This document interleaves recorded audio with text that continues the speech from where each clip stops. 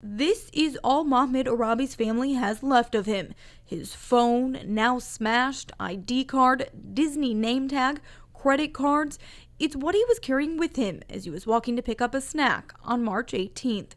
It was around 12:30 in the morning, and the 22-year-old was crossing I Drive in a crosswalk when a car struck him. Can't even just imagine what would his last minutes were like.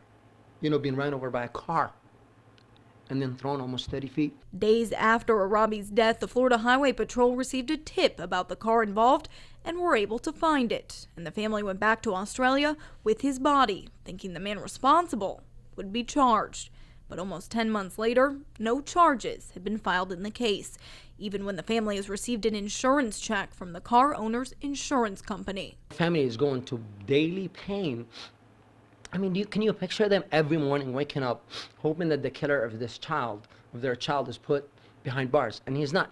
Kim Montez with Florida Highway Patrol says they're waiting on FDLE to return evidence in order to move forward with charges. We reached out to FDLE to see when they would be done testing the evidence, and they couldn't say. We're waiting for evidence to come back.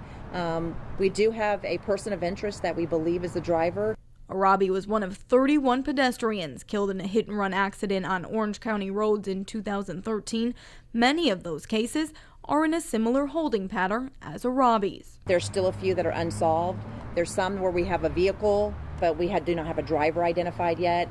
It's a very lengthy process. Sergeant Montez says arrests typically take 6 months to a year and sometimes even longer. News 13 legal analyst Mark Nejame has represented several clients involved in fatal hit-and-runs.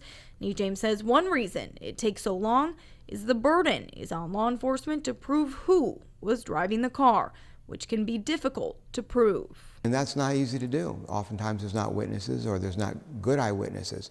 And it's imperative that the state be able to prove that beyond a reasonable doubt. As detectives continue to gather evidence in Arabi's case, friends and family wait anxiously, hoping justice will be served. I want to send this to the family when this person is behind bars. I want to be able to get her out of my drawer. In Orlando, Caroline Rowland, News 13.